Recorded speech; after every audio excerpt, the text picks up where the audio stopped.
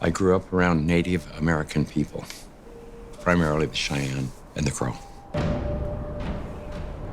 I remember coming home one day and we were going to go into one of the kids' teepees with his parents, and the mother said, "Take those shoes off, they'll make you sick." It was just strange why she would say they would make you sick. Well, I wouldn't have had a clue at that time.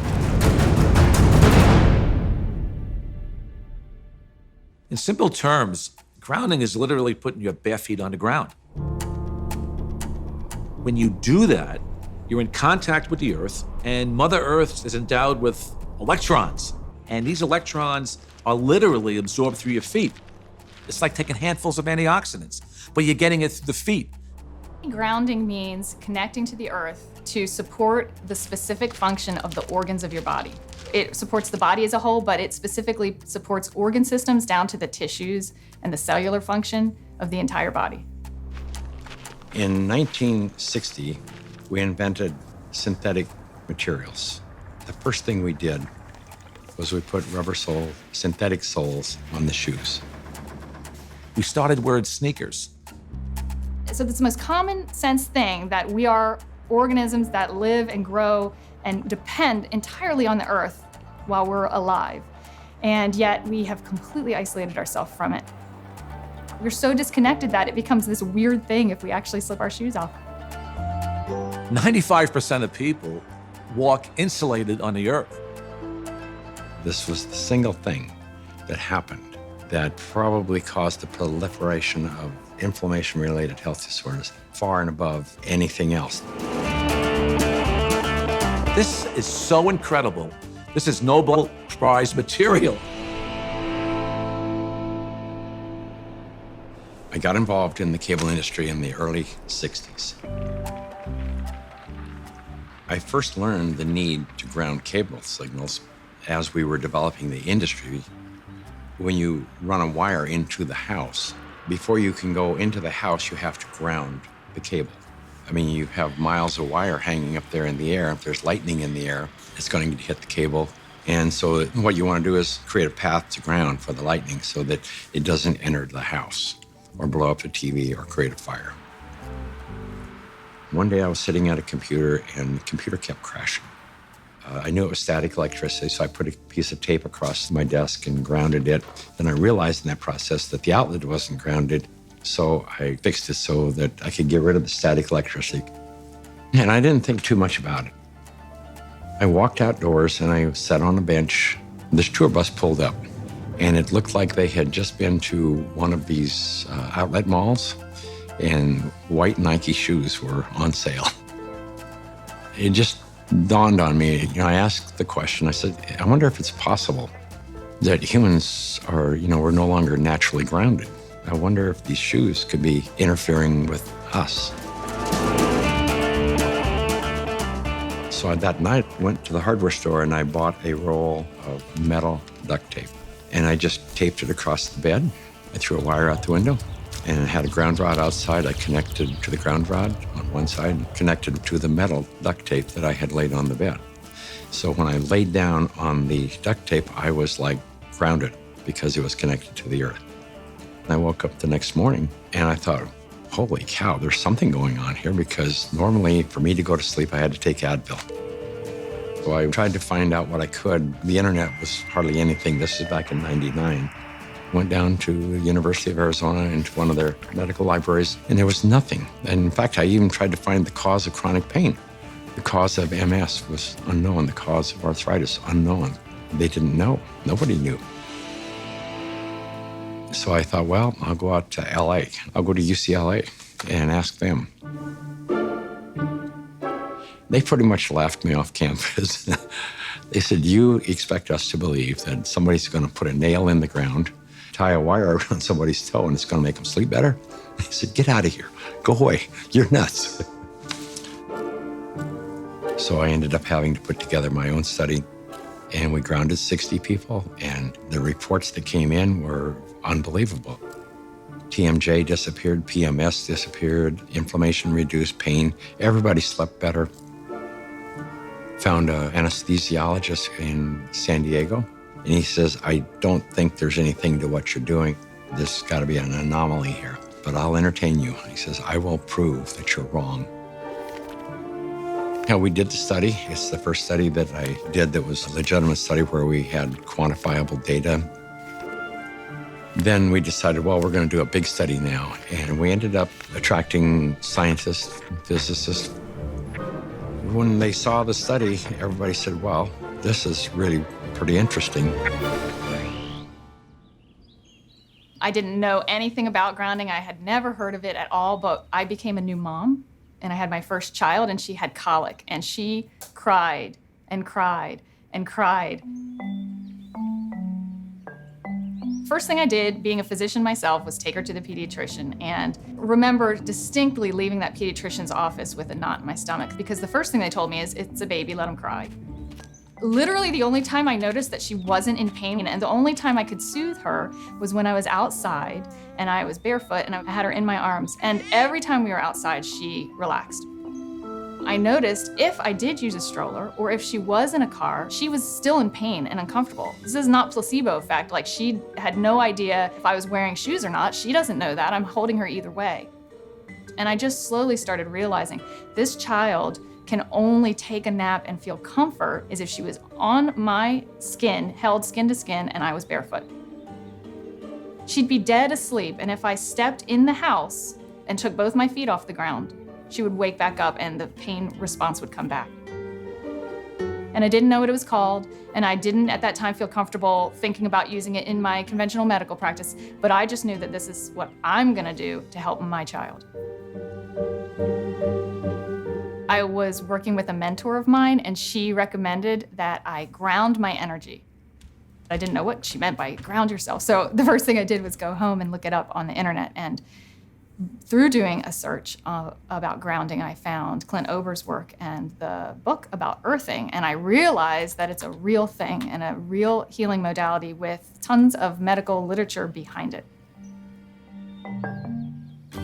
I first learned about grounding maybe 12, 13 years ago through one of the trainers for the Tour de France team from the US, and he was using it with many of their athletes and with surprising results. And I think that surprising best summarizes my response to it because it didn't seem to make sense. I think I became a believer once I started to explore the science. If you take a microscope and you look at a piece of wood and you go down, down, down, all of a sudden there's nothing there. There's molecules, but they're not even connected. What's holding them together? What's the force that's holding everything together? Our body is electrical. This is all electronic equipment. The heart, the lungs, the brain. I mean, this is electrical equipment. It's all electrical. Everything is electrical. Unbeknownst to us, we live inside a battery. The surface of the Earth is charged negatively, and the ionosphere, which is a layer of the atmosphere about 60 miles up, which is ionized by the sun, meaning that the rays of the sun are so strong that they split the molecules into a positive charge and a negative charge. The negative charge are transferred to the surface of the Earth through lightning mainly, and the positive charge stay 60 miles up. The problem arises when we don't have negative charge. So we need grounding just as we need air and we need sunshine. Stephen Sinatra, who was a cardiologist from back east, was attending a convention. We sat down with Stephen and told him the story of what I was doing. Now he said, well, if you're affecting pain, he says, you need to be researching inflammation. You don't have arthritis, you don't have cancer, you don't have all these health disorders. What you have is chronic inflammation. We have so much inflammation in the body, and it comes out in illnesses. We go to a doctor with all these complaints, but a lot of it is silent inflammation, including my specialty, heart disease. Heart disease is an inflammatory process. So how do we reduce inflammation? Inflammation is produced by neutrophils, which is a white blood cell. You have an injury, you have a damaged cell. And so these white blood cells come over and they encapsulate the damaged cell and they release reactive oxygen species, which rip electrons from the damaged cell, and that destroys the damaged cell. If there's not enough free electrons there to reduce the remaining radicals, they're going to steal an electron from a healthy cell and in the process damage it. Then the message goes out to the immune system and another neutrophil does the same thing, eliminates that cell, and then you end up with a chain reaction. ATP is short for adenosine triphosphate. It's the energy currency of the cell. So we're bioelectrical beings. That's the currency of our body. That's how it works. That's how we run our biological systems, is by generating this electrical energy that's transferred. And when we connect to the earth through a conductive surface in some way, there's a transfer of electrons that slowly go into our body. In situations where we are insulating ourselves from this surplus of electrons into our body, we're going to get the absolute opposite. So instead of having low levels of inflammation and a thin blood, we'll have thick blood that's more likely to clot, and our levels of inflammation tend to increase. You could take anybody who has chronic pain. It doesn't matter who they are. It doesn't matter what's wrong. And ground them, and you're going to have a significant reduction in pain. You're going to stop the oxidation or the inflamed portion. That stops almost immediately. Then the body can heal and return to normal. And healing generally is improved by 60, 70%. If inflammation is the cause of all these health disorders, then I know that not grounding is the cause of inflammation, because if the body is grounded, you can't have inflammation. Can we measure the effects reproducibly? The answer to that is yes. We now have 20 studies. There's 21 published studies in the medical literature on earthing and grounding. And this is peer review stuff.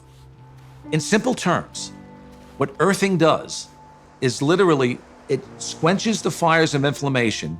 And if inflammation is the source of all root illnesses, including Alzheimer's disease, cancer, heart disease, diabetes, I mean, the list goes on and on.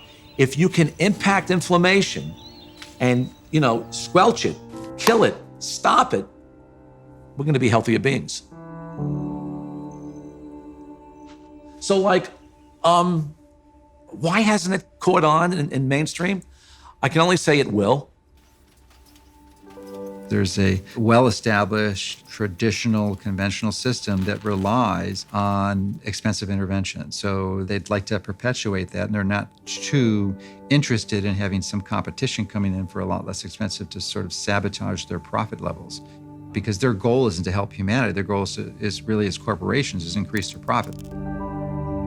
The question becomes, how much of an influence has lack of grounding been in the epidemic of disease that we have?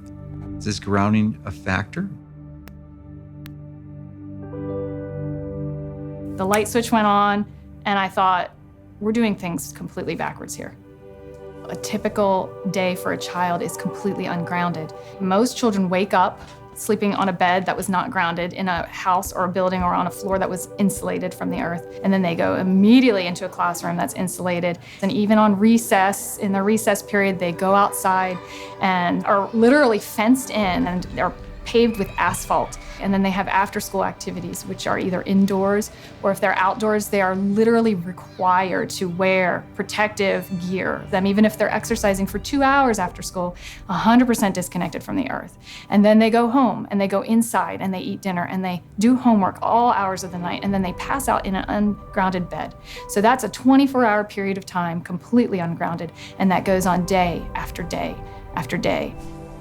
There's a resistance to integrating novel thoughts. And many times new ideas aren't implemented until the people who hold the counter opinion die. The good thing about grounding is that you don't need a doctor to tell you to do it. You do not need a physician to recommend it to you. You can try this anytime. It is your birthright because you live on the earth. I ground every day. Hey, I want to be connected to the earth as much as I can. I would say about 95% of the day I am grounded because I believe it's just a no-brainer. Go outdoors, take your shoes off, stand barefoot on the earth, or sit on the earth, put your feet and your hands on the earth, and you will instantly notice the pain and inflammation begin to drain from your body. I got my life back is probably the most common refrain that I hear. Thank you, I got my life back. I got my life back.